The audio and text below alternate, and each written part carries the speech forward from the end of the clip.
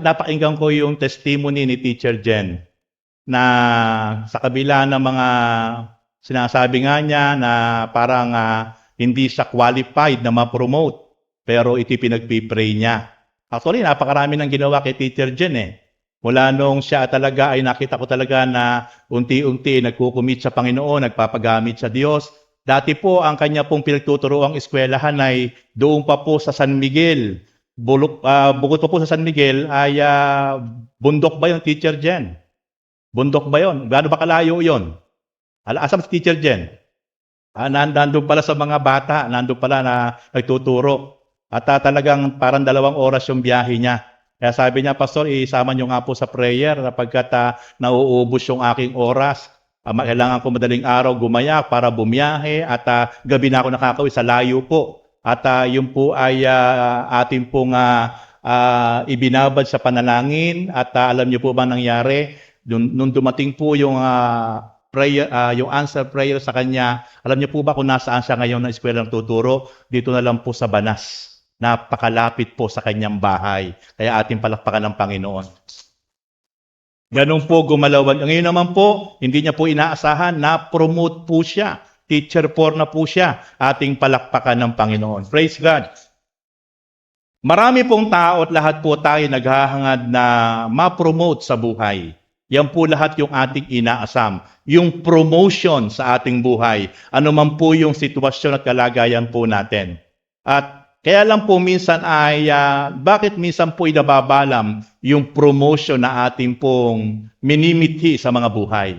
At sa oras pong ito, ang nais ko pong ibigay na topic ngayon sa inyo ay tugma po doon sa naranasan po ni Teacher Jen. It's about success and promotion comes from the Lord. Yung pong success ng buhay at yung pong promotion ng buhay, yan po ay napakasarap na maranasan kapag yan po ay mula sa ating Panginoon. Yun po yung napakasarap na experience. Once na tayo po ay nakaranas ng promotion at pagkatapos po ay naranasan po natin ang successful life.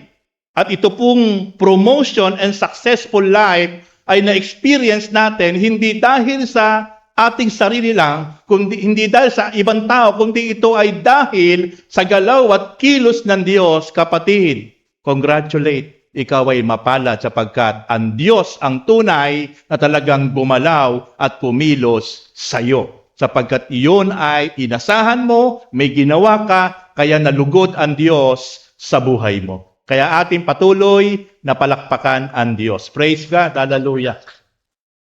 Ayan si Teacher Jen. Teacher Jen, ikaw ay aking ichinichismis dito. Wala ka. Hallelujah. Praise God. Purihin ng okay? Kaya po, napakahalaga po na maranasan po natin ang success and promotion comes from our Lord. Okay. Question. Sino rito ang gustong magtagumpay sa buhay? Walang hindi magsasabing hindi niya gusto maranasan yan. Sino rito ang gustong managana ang buhay? Sino rito ang gustong ma-promote sa kanyang buhay?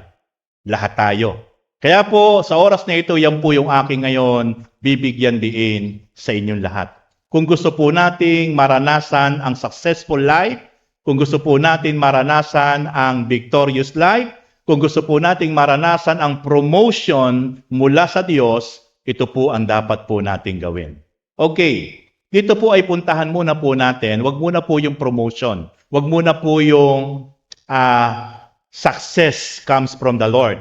Ang puntahan muna po natin, ano po yung dahilan kung bakit hindi nararanasan ng tao, kaya siya ay hindi niya maranasan ng successful life, hindi niya maranasan ng promotion mula sa Diyos, ano ang nagiging dahilan? Ito po, sa Deuteronomy chapter 9 verse 1 up to following verses, dito po ay may sinasabi ang Diyos, naglalabas po sa ng saloobin sa mga Jewish people, sa mga Israelite, sa kanyang mga pinakamamahal at pinili at hinirang na mga lahi. At kasama po tayo. Sabi po ng Ephesians chapter 1 verse 13, ang sino mang sumampalataya at nanalig, tumanggap sa Panginoong Hesus, ay naging anak ng Diyos. Ito pong Jewish people, ito pong Israelites sa Old Testament, sila po yung talagang chosen people of God. Mahal na mahal po ng Diyos yan. Kaya lang po ang problema, sa kabila po sila ay pinili at hinirang ng Diyos, sila po ay hindi naging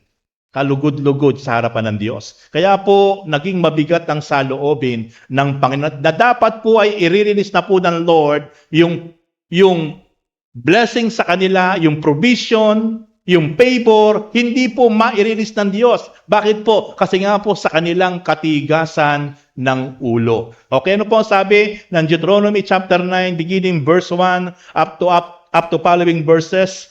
Dinggin ninyo mga Israelita. Ngayon, araw na ito, tatawid kayo ng Hordan upang sakupin ang mga bansang malakas kaysa inyo at ang mga lungsod na napapaligiran ng matataas na pader.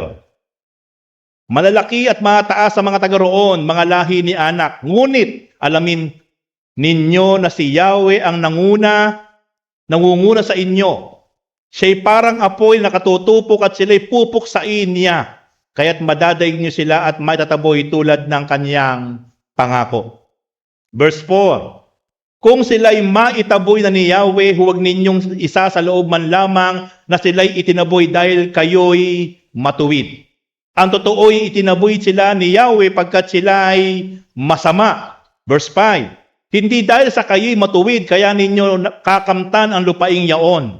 Itinaboy nga sila ni Yahweh dahil sa kanilang kasamaan at bilang pagtupad pa rin sa pangako niya sa mga ninuno ninyong sina Abraham, Isaac at Jacob. Verse 6, dapat ninyong malamang ibinigay sa inyo ang lupaing ito, hindi dahil sa kayo'y mabuti. Ang totoo'y lahi kayo ng matitigas ang ulo. Verse 7, huwag ninyong kalimutan kung bakit nagalit sa inyo si Yahweh. Nang kayo'y nasa ilang, mula nang umalis kayo sa Ehipto hanggang ngayon, wala na kayong ginawa kundi magreklamo. Pansinin niyo po, yung mga Israelita na mahal ng Diyos, ano yung kanilang katangian? Matitigas ang ulo. Pangalawa, sila ay lahi na sobrang reklamador. Tingnan niyo nga yung inyong mga katabi. Mukha bang matigas ang ulo yan? Mukha bang panay ang reklamo niyan? Tandaan niyo po yung mga katangian yan. Iyan ang ayaw na ayaw ng Diyos. Yung masyadong mareklamo. Masyadong matigas ang ulo. Ayaw na ayaw ng Diyos yan. Okay, tuloy po natin. Verse 8. Noong kayo'y nasa Horeb, ginalit ninyo ng labis si Yahweh at talagang pupuksain na niya kayo. Nang ako'y umahon sa bundok at ibinigay niya sa akin ang mga tapyas ng batong kinasusulatan ng kanyang tipan sa inyo, nanatili ako roon sa loob ng 40 araw at gabi. Hindi ako kumain ni uminom. Verse 10, ibinigay niya sa akin ang 2 tapyas sa batong sinulat niya sa lahat ng kanyang mga sinabi sa inyo mula sa naglalagablab na apoy na kayo'y nagkakatipon sa may paanan ng bundok. Verse 11, pagkalipas ng 40 araw at gabing panatili ko sa bundok, ibinigay niya sa akin ang nasabing mga tapyas na bato. 12, sinabi niya sa akin, puntahan mo agad ang bayan mo pagkat sila'y nagpakasama. Lumihis sila ng daang, itinuro ko sa kanila, gumawa sila ng larawan at iyon ang sinasamba nila. Ito yung ikatlong dahilan kung bakit sobrang nagalit ang Diyos sa mga Israelita. Na sa halip ang Diyos na hindi nakikita, ang Diyos na napakabuti at makapangyarihan na nasa langit, na hindi nakikita ang parangalan, papurihan, sambahin, paglingkuran, bigyan ng pagpupugay. Itong mga Israelitang ito, nung iniwan ni Moises, ay tinunaw ang kanilang mga ginto. At nung matunaw po yung mga ginto, ito'y hinulma nila at hinubog na isang bisirong guya na baka. Pagkatapos na makagawa sila ng isang bisirong guya na baka, ito yung kanilang pinagpugayan, pinuri, sinamba, niluhuran. Kaya sobrang nagalit ang Diyos. Mga kapatid, yung tayo po'y nakalaya sa mga larawan, rebulto, na dati pa nating pinupunasan ng ating mga panyo, nilalagyan ng bulaklak, nilalagyan ng magandang kwadro sa ating bahay, iniilawan. Yung po ay suklam na suklam ang Diyos doon. But praise God, tayo po ay nakalaya sa ganung mga bagay. Kaya naputol po yung sumpa at galit ng Diyos sa atin. But listen carefully. Bagamat nakalaya po tayo sa mga ganong pagan worship na ating pong minana, sa ating mga ninuno, sa ating mga magulang. Pero alam niyo po ba, napakarami pa rin pong pwedeng maging Diyos-Diyosan, idolatry sa ating mga buhay. Na yung mga bagay na yan ang nagiging hadlang kung bakit hindi natin nagiging first priority na i-glorify ang Diyos sa ating mga buhay. Alam niyo po ba kung ano yung mga iyan? Pwede yung mga pangarap natin sa buhay. Even yung ating mga source of income. Kaya minsan doon nabubuhos yung ating oras, panahon, atensyon sa mga bagay na yun dahil sa ating mga pangarap. At nakakalimutan po natin unahin na ang Diyos talaga dapat ang ating inuuna na parangalan, papurihan, sambahin at paglingkuran. Pag ganun po ang nangyari, yun po ay nagiging idolatry sa atin po sa harap ng Diyos. Ayaw din po ng Diyos yun. Lahat ng mga bagay na nagiging cause kung bakit tayo po ay nagkukulang at ang Diyos po ay naihuhuli natin sa ating buhay, yan po ay nagiging pagsamba sa mga bagay na higit na pinapahalagahan natin sa ating buhay. Kaya po, hindi lang po yung mga rebulto, larawan, ang ikinagagalit ng Diyos. Higit sa lahat, dapat po ang Diyos ang first priority natin sa ating mga buhay. Always first priority ang Diyos dapat sa ating mga buhay. Pangalawa lang po yung ating pamilya, pangatlo po yung ating hanap buhay, yung ating mga pangarap. Dapat po laging nasa una ang Diyos sa ating buhay. Tuloy po natin. Sinabi sa akin ni Yahweh, talagang matigas ang ulo ng mga taong ito. 14. Lilipunin ko na sila para mapawi na ang alaala nila dito sa lupa at sa iyo ko na pagmumulain ang isang bagong bansa na malaki at makapangyarihan kaysa kanila. Dumating po sa point na sa sobrang sukdulan na po ang katigasan ng ulo, pagrereklamo, at hindi po pinahalagahan ng mga Israelita ang Diyos. Bagkos, yung mga bagay na walang kabuluhan ang kanilang pinahalagahan. Dumating po na ang gusto na po ng Diyos. Linisin na po ang mundo at lahat po ng mga tao'y lipunin na sapagkat sukdulan na po ang kanilang kasamaan. Pero sabi po sa verse 15, bumaba ako mula sa nagliliyab na bundok, dala ang 2 tapyas na bato. Nang dumating ako sa inyo, nakita ko ang pagkakasalang ginawa ninyo kay Yahweh. Gumawa kayo ng guyang ginto at lumihis sa daang ipinatutuntun niya sa inyo.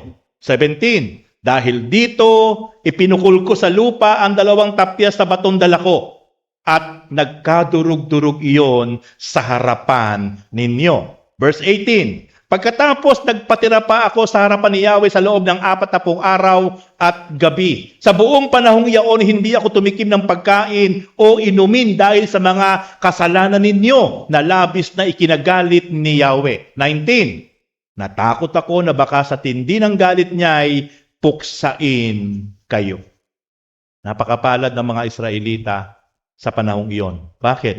Kasi gustong-gusto nang patayin ng Diyos ang napakatitigas na mga ulo ng mga Israelite. Pero merong isang lingkod ng Diyos na nagiging mediator, tumatayo sa gitna ng mga Israelita at ng Diyos at namamagitan. Nakikiusap, nagpe-prayer and fasting na huwag niyang ibababa ang parusa sa mga Israelite.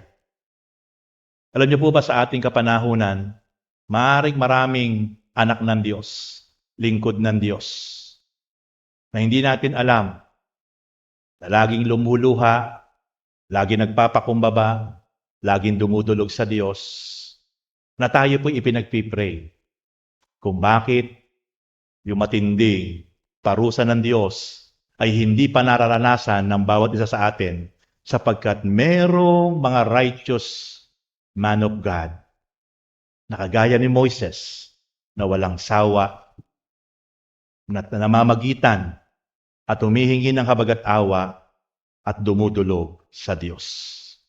Kaya patuloy po natin nararanasan yung grace and mercy ng Panginoon sa ating kapanahunan. Sabi po sa verse 20, galit na galit din siya kay Aaron at ibig na rin niyang patayin, kaya idinalangin ko rin siya, sabi po ni Moises. So, ibig sabihin, it mean, kaya po nagpe-prayer and fasting si Moises, hindi para sa kanya, kundi para sa kanyang mga kababayan. Para huwag ibaba ng Diyos ang kanyang galit, ang kanyang pagpuksa sa mga Israelita that time. Talagang napakatitigas ang ulo, napakarereklamador, at higit sa lahat, binaliwala ang Diyos. Binigyan ng kapighatian sa halip na ang Diyos ang parangalan at papurihan at sambahin yung mga bagay na nilikha ng Diyos ang kanilang sinamba. Yan po ang nagiging dahilan kung bakit napakaraming tao hindi maranasan ang tinatawag na promotion and success sa bawat buhay. Sapagkat ito ang nakikita ng Diyos sa kanila. Now, matapos po nating makita yung mga hadlang, yung mga dahilan sa harap ng Diyos kung bakit hindi ma-release, kung bakit hindi maranasan yung successful, yung promotion mula sa Diyos, yung provision mula sa Diyos, ay ito nga pong mga bagay na ganito ang nakikita ng Diyos. Ngayon, the secret of success and promotion comes from the Lord. Ito po yung mga sikreto. Ito po yung nais na makita ng Diyos sa bawat isa para maranasan po ng bawat isa po sa atin yung patuloy na successful life, provision, and promotion mula sa Diyos ay pwede po nating maranasan. Ngayon po sa ating kapanahunan, napakarami po ng mga tao na natatakot, nangangamba. Hindi pa po dumarating talaga yung total crisis, pero nangangamba na, ninenervous na. Pero alam niyo po ba, ang Diyos po ay may pangako. Payapa ang buhay ng bawat isang taong tunay na sumusunod sa kalooban ng Diyos. Yung mundo, takot na po sa mga pwedeng maranasan. Yung mga tao sa mundo, ninenervous na po. Hindi na po alam ang gagawin. Pero yung taong tunay na sumusunod at nagtitiwala sa Diyos, yan po yung mga taong sa gitna po ng kaguluhan at krisis ay merong tunay na kapayapaan, kaligayahan, sapagkat ang Diyos ang patuloy na gagawa at kikilos at magpo-provide sa kanyang buhay. Kapag nanood po tayo ng balita ngayon, wala tayong mapanood na maganda. Kapag nanood po tayo ng news ngayon, wala tayong mapanood na maganda. Sapagkat mismong yung ating gobyerno ay parang nakukulangan tayo. Nakukulangan po tayo. Bakit hinahayaan itong mga bilyonaryo na mga may-ari ng mga oil companies? Bakit hinahayaang itong mga bilyonaryo na mga may-ari po ng mga gasolinahan? Na sinasabing meron pa po tayong 45 to 60 days na meron pa po tayong stock.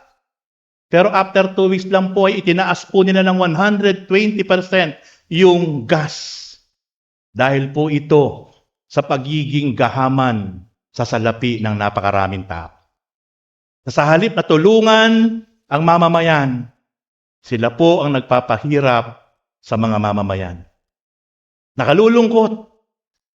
Pero alam niyo po ba, wala tayong magagawa kundi patuloy na mamagitan sa mga taong ito at sa Diyos para sila po ay mabago yung kanilang puso at hangarin.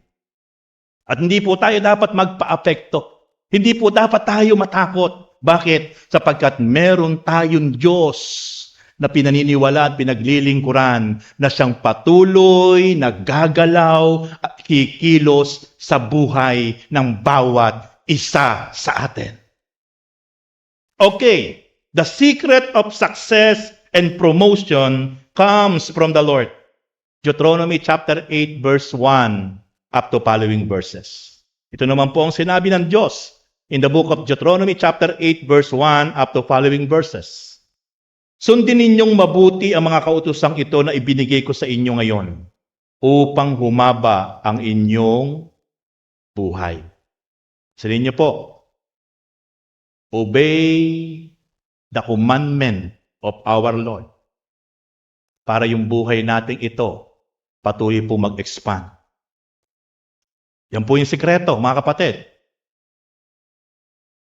Dumami ang inyong lahi at kayo'y makarating sa lupaing ipinangako ni Yahweh sa inyong mga ninuno.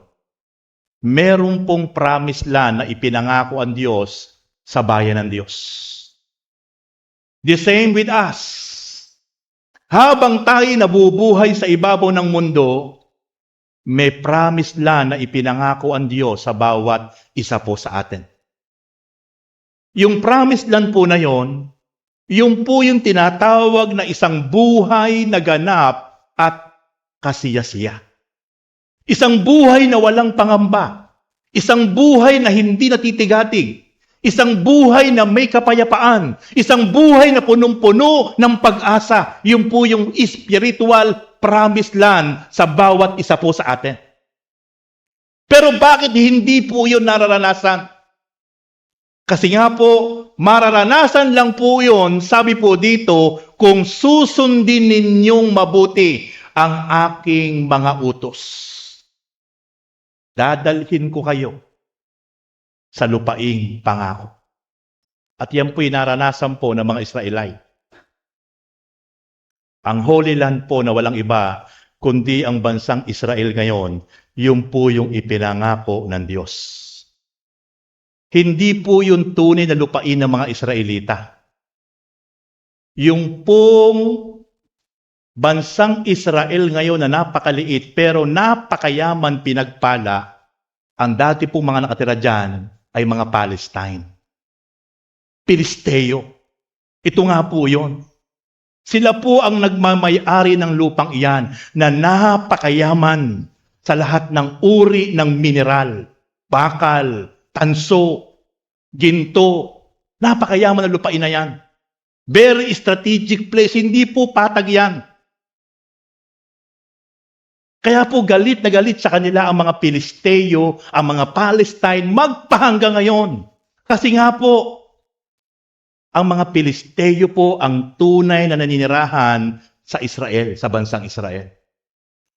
Pero dahil po naranasan ng mga Israelita sa panahon ni David na talagang nagbalik loob sa Diyos ang mga Israelita, tumalikod at nagsisi sa Diyos. Sa pangunguna po ni David, ni Solomon, kaya po pinagpala ang mga Israelita. Yan po ang history. At sa ating pong kapanahunan, ang tinatawag na promised land, mga kapatid, hindi po literal, spiritual. Kapag tayo po'y tunay na sumunod ng buong kapakumbabaan, buong katapatan, sa pagsunod sa kautusan ng Diyos, siya po talaga yung ating priority, inuna sa ating buhay, higit sa lahat. At nakita yun ng Diyos. Dadalhin tayo ng Diyos sa isang lupang pangako. Ito po yung isang buhay na ganap at kasiyasiya na pangako ng Panginoong Hesukristo. Ano sabi ng Panginoon sa John chapter 10 verse 10? Naparito ako upang kayo'y dulutan ng isang buhay na ganap at kasiyasiya. Kaya po ang buhay ng isang Kristiyano, ng isang lingkod ng Diyos, na tunay na sumusunod sa kalooban ng Diyos, ng buong katapatan, buong kasipagan, buong kapakumbabaan, buong pagtitiwala. Pansinin niyo po, hindi po yan kinakain ng pangamba, ng takot, ng alalahanin. Although hindi po tayo exempted sa mga problema ng mundo, problema sa mundo, natural po talaga tayo mayroong pagdadaanan ng mga problema, pagsubok, challenge sa buhay. Pero iba po ang sitwasyon ng isang tunay na Kristiyano na sumusunod sa kalooban ng Diyos. Hindi siya affected. Kaya niyang i-overcome ang lahat ng uri ng negative situation sapagkat siya'y tunay na sumusunod sa kalooban ng Diyos. At pagkatapos po na makita ng Diyos ang ating tunay na pagsunod sa salita ng Diyos, sa kalooban ng Diyos, yung kapayapaan sa isip, yung kagalakan sa puso, mag-o-overflow po yun. At kapag nag-overflow po yun, kinain tayo, binalot tayo ng kapayapaan, kapanatagan at kagalakan sa ating mga isip at damdamin, ang resulta po nun ay isang buhay na may kapanatagan, may kagalakan, may kapayapaan. In and out of your mind, of your heart, in ourselves ay makikita po sa atin. Hindi tayo apektado. Hindi po tayo mababalisa. Hindi po tayo madi-discourage. Bakit po? Sapagkat iyon ang pangako ng Diyos. Verse 2. Alalahanin ninyo kung paano niya kayo pinagtubayan sa ilang sa loob ng 40 taon upang matuto kayong magpakumbaba. Ano po yung pangalawa? Kaya minsan hinahayaan po tayo na parang nasa ilang, nasa wilderness. Parang may pagkakataon na parang sa dami-dami po natin na pinagdadaanan sa buhay, parang pakiramdam mo hindi mo kasama ang Diyos. Pero isa lang po pala ang purpose ng Lord, para turuan tayong magpakumbaba. Yan po mga sikreto mga kapatid. Tandaan niyo po, ibinibigay ko na po sa inyo. Ini-expose ko na po ngayon sa inyo. Una, matuto po tayong sumunod ng buong katapatan sa Panginoon. Pangalawa, matutunan po nating mamuhay at sumunod sa Lord ng may kapakumbabaan. Kapag nakita ng Diyos na tayo ay nagiging mapagpakumbaba, sabi nga po ng Santiago chapter 4, verse 10, ang nagpapakataas, ibabagsak ng Diyos. At ang nagpapakababa, itataas ng Diyos. Yun po yung promotion. Kaya ipopromote ka. Yan po ang sikreto ng promotion. Kapag binasa niyo po ang Bible from Old Testament up to New Testament, yung mga taong nagpapakumbaba, itinataas ng Diyos. At yung mga taong nagpapakataas, ibinabagsak ng Diyos. This is the secret of promotion and success comes from the Lord. Kaya mga kapatid, wag na wag po tayong magiging tamad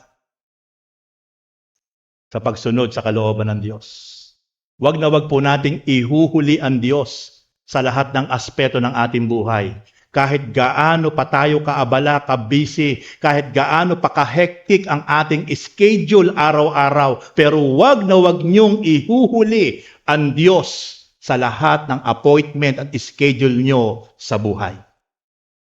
Sapagkat iyan ang sikreto. At kahit ano ang marating natin sa buhay, huwag tayong magmamalaki at magmamayabang sa harap ng tao at lalo't higit sa harap ng Diyos.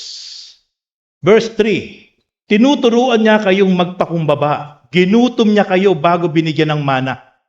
Isang pagkain hindi niyo kilalanin ng inyong mga ninuno. Ginawa niya ito upang ipakilala sa inyo na ang tao'y hindi lamang nabubuhay sa pagkain kundi sa salita naman ni Yahweh. Sa loob ng 40 taon, hindi kayo naubusan ng kasuutan ni hindi kumapal sa kalalakad ang inyong mga talampakan. At ano po yung provision ng Diyos? 40 years po yon. Napaikot-ikot lang po sa ilang, sa wilderness, sa disyerto yung mga Israelita. Pero hindi niya po hinayaan na magutom, walang kainin, kumapal ang mga talampakan. 40 taon po yun. Pero ano po ang purpose? Kasi nga po, napakatigas ang ulo, napakareklamador. Kaya ang gusto po ng Diyos, sa kanyang hinahayaan lang po niya na ito po'y makarealize upang magpakumbaba sa harap ng Diyos. May mga pagkakataon sa buhay ng maraming tao, parang bigat na po siya. Parang pagod na po siya. Maraming tao po nakakaranas sa parang paikot-ikot lang po yung kanyang buhay, yung kanyang sitwasyon. Pero ang dapat po niyang ma-realize una sa lahat, na parang sinasabi niya, bakit ganito?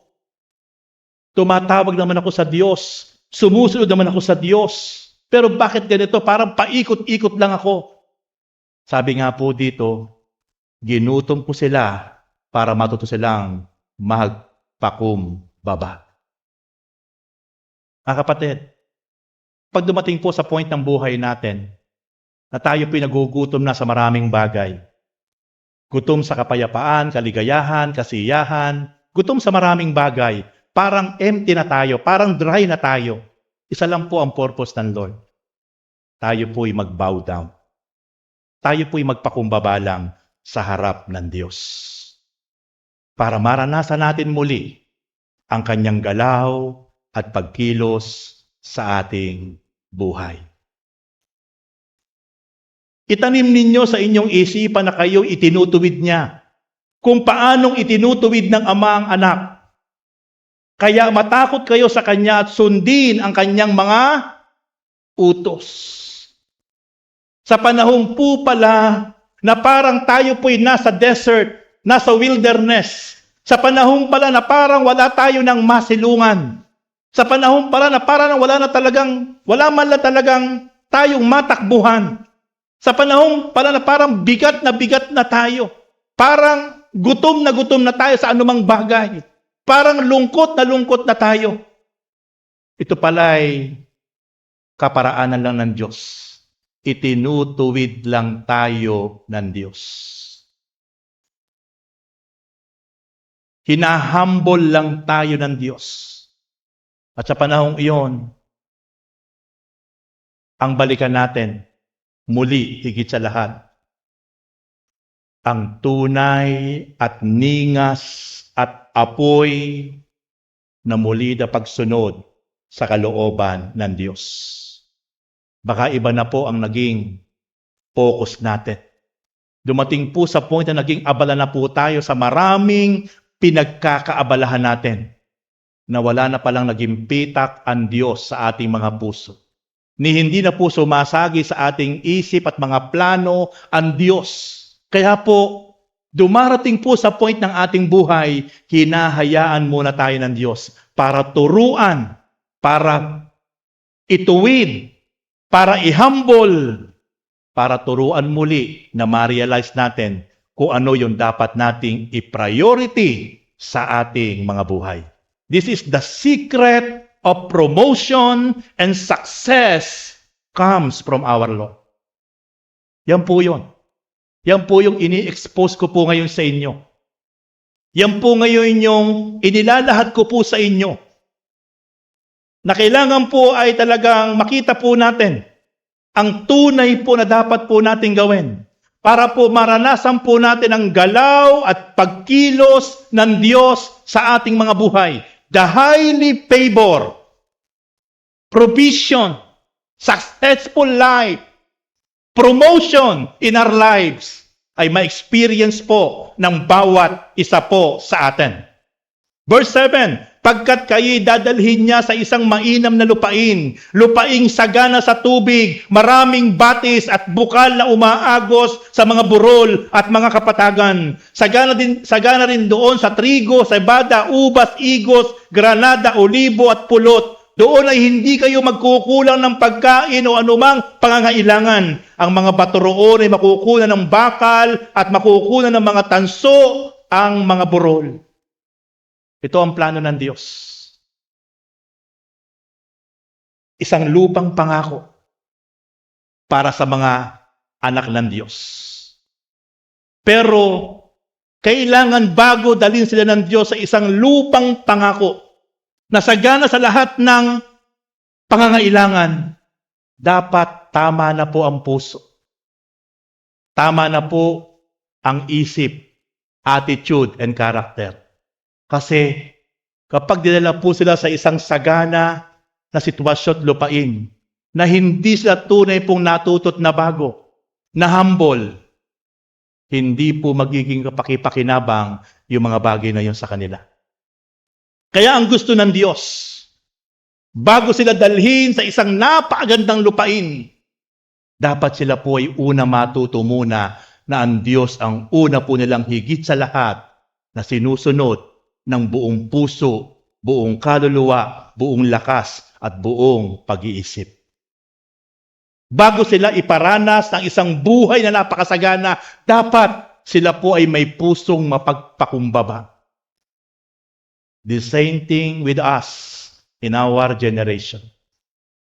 Hindi po mararanasan ng mga anak ng Diyos ang tunay na isang promised land na nakalaan sa bawat isa po sa atin habang nananatili na hindi ang Diyos ang ating una na sinusunod sa ating mga buhay.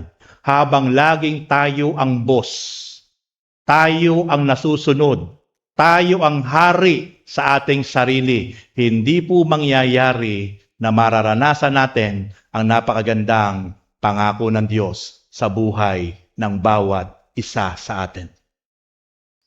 Habang tayo po'y patuloy na nagmamalaki, mapagmataas sa harap ng Diyos, hindi po natin mararanasan ang napakagandang sitwasyon na nakaprepare sa ating lahat. Gaya po ng mga Israelite. This is the secret of promotion, success, provision comes from our Lord. Mananagana kayo roon sa lahat ng bagay at pupurihin ninyo si Yahweh dahil sa mga ginawa niya sa inyo. Huwag ninyong kalilimutang si Yahweh, sundin ninyo ang kanyang mga utos. Kung kayo'y namumuhay na sagana, nakatira na sa mga garang tahanan, at marami ng alagang hayop, at marami ng natipong pilak at ginto, huwag kayong magmamataas, huwag nga ninyong kalilimutang si Yahweh na nagpalaya sa inyo mula sa pagkaalipin sa bansang Ehipto. Ito po ang nais ng Diyos. Mananagana kayo sa lahat ng bagay. Kapag kayo ay nandoon na sa punto na nananagana na sa lahat ng bagay, nag-o-overflow ang favors and provisions sa inyo. Very successful na kayo sa inyong mga buhay. Nakatira na kayo sa napakagandang mga tahanan, mga muog. Huwag na huwag niyong kalilimutan ang Diyos na makapangyarihan sa lahat. Magpatuloy kayong sumusunod ng tapat sa kanyang mga utos. But I sad to say, napakaraming Kristiyano in our generation, wala pang nararating sa buhay. Wala pang napapatunayan sa buhay na wala na po ang tapat na pagsunod sa Diyos. Hindi na po sinusunod ang Diyos. Bagkus kung ano ang gusto niyang gawin, yun na po ang kanyang ginagawa. Wala pa pong nararating sa buhay. Pero ang sabi ng Diyos sa mga Israelita, kapag kayo'y sobra ng pinagpapala, kayo'y very successful na sa buhay, kayo'y nakatira na sa mga napakalalaking mga tahanan, kayo'y nakaranasan ng sobra-sobrang pagpapala, huwag niyong kalilimutan si Yahweh. Sundin nyo ng buong puso, buong lakas, buong kaluluwa, buong pag-iisip kung ano ang sinasabi ng Diyos sa kanyang kautusan para sa inyo. This is the secret of promotion, provision, highly favor comes from the Lord. Kayo'y pinakain niya roon ng mana, isang pagkain hindi nyo kilala. Pinaranas niya kayo ng hirap para kayo'y subukin at turuang magpakumbaba ang lahat ng iyo'y sa ikabubuti rin ninyo. Listen carefully. Kaya pala ginutom. Kaya pala pinabayaan ang mga Israelite para i-test ng Diyos. Kung hanggang saan ang kanilang katapatan. Kung hanggang saan ang kanilang pagmamahal, pagsunod ng tapat sa Diyos. Kaya sila tines ng Diyos. Now, merong nangyayaring global crisis. May nakaambang global crisis sa ating kapanahunan. Ito'y maaaring pag-test ng Diyos sa lahat ng anak at lingkod ng Diyos. Kung papaano natin haharapin ang ganitong sitwasyon. Kung tayo ba'y kakainin ng takot, pangamba, nervyos, at magiging dahilan na ito po ang tatakot at magpapatigil at magpapahinto sa atin sa ating tapat na pagsunod na may kapakumbabaan sa Diyos. Lagi ko pong sinasabi, yung pandemic na 2020, nakita niyo po, hindi tayo napatigil kahit bawal, kahit pinagbawal ang pagsamba, kahit pinagbawal ang paglabas ng bahay. Pero makikita niyo po, saksi po kayo, never tayong tumigil na sumamba sa Diyos na makapangyarihan sa lahat ng aktwal. Amen? Lahat takot lumabas sapagkat natatakot na magkaroon ng COVID, magkasakit. Pero tayo po, hindi natin naranasan na ma-ospital at hindi tayo pinabayaan ng Diyos. Walang nagutom sa atin sa panahon ng pandemic. Alam niyo po yan. Amen? Bagkus tayo po ang nagpapamigay ng ayuda. Kahit hindi mga kapatid sa pananampalataya, nabibigyan natin. Ganun katapat ang Diyos sa bawat isang tapat na sumusunod sa Kanyang kalooban. The favor, the provision and blessing ay patuloy nating mararanasan kapag nanatili po tayong tapat na sumusunod sa Panginoon na may kapakumbaba at may katapatan. God will provide. Hallelujah.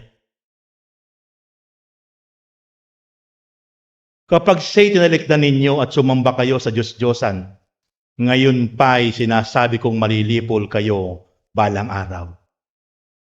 Kung hindi ninyo diringgin ang kanyang tinig, malilipol kayo, tulad ng nangyari sa mga bansang ipinalipol sa inyo ni Yahweh. So makikita po natin ang pagtalikod, ang pagtigil, ang pagiging out of focus mula sa Diyos at nalihis po ang ating atensyon. Ito po ang pasimula ng isang miserableng buhay na hindi na ang Diyos ang gagalaw at kikilos sa buhay ng bawat isang tumigil sa pagsunod, sa paglilingkod at pagsamba sa Diyos. Sa po may sabi niyan, Deuteronomy chapter 8 verse 20. Okay, puntahan po natin ang conclusion. Deuteronomy chapter 10 verse 12. Sabi ng Diyos, Bayang Israel, ito ang nais sa inyo ni Yahweh. Magkaroon kayo ng takot sa Kanya, lumakad sa Kanyang mga daan, ibigin siya paglingkuran ng buong puso't kaluluwa. Ito po ang nais ng Diyos sa lahat ng mga tao, sa lahat ng lugar, sa lahat ng bansa, anumang lahi. Magkaroon ng tunay na takot sa Diyos. Lumakad ayon sa kalooban ng Diyos. Ibigin ang Diyos, paglingkuran ang Diyos ng buong puso, buong kaluluwa, buong lakas, at buong pag-iisip. Mga kapatid, ito ang tamang panahon. Paglingkuran natin ang Panginoon. Gamitin natin yung ating mga buhay. Gamitin natin yung ating mga talents, ability, resources to serve with God, with humble heart. Ibigin natin siya ng buong puso, buong lakas, at buong pag-iisip, buong kaluluwa. Kaya nga sundin ninyo, verse 13 to 15. Kaya nga sundin ninyo ang utos na sinasabi ko sa inyo ngayon. Ibigin ninyo ang Panginoon Diyos at paglingkuran ng buong puso at kaluluwa. Kung magkagayon, pauulanan niya sa kapanahunan sa lupaing iyon at mananagana kayo sa pagkain, inumin at langis. Pananatilihin niyang sariwa ang damo para sa inyong mga hayop upang kayo'y managana sa lahat ng bagay. This is the secret of overflowing, highly favored provision in our lives.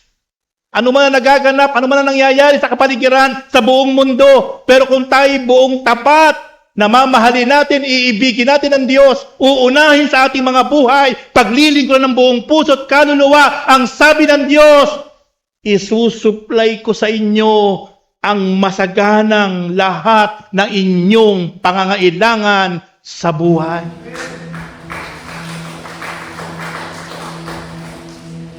Yan po yung naranasan po natin ng pandemic.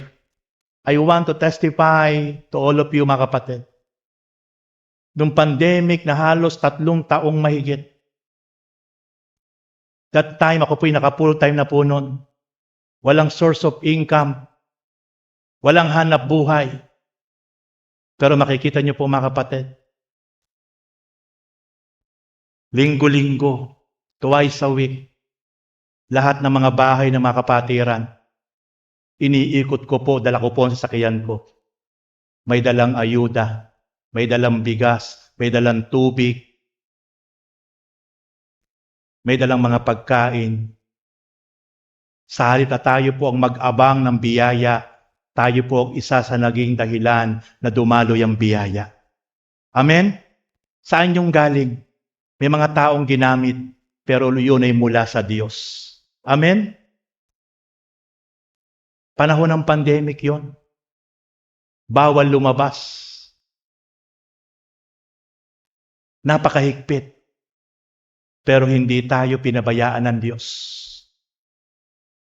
Ngayon pa kaya, mga kapatid, ngayon pa kaya na tayo po'y matatakot na ang sabi ng Diyos, magpapaulan ako para ang inyong mga lupain ay mamunga ng sagana, ang inyong mga pananim, para umani kayo ng sagana sa kapanahunan ng may krisis.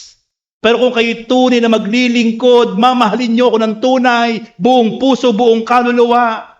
Ako ang Diyos na makapangyarihan sa lahat, na po pwedeng magpababa ng pagpapala, ulan, para ang inyong mga pananim ay mamunga ng sagana upang kayo ay may kainin na sobra-sobra, siksik, liglig, at umaapaw pa. Hallelujah. Church,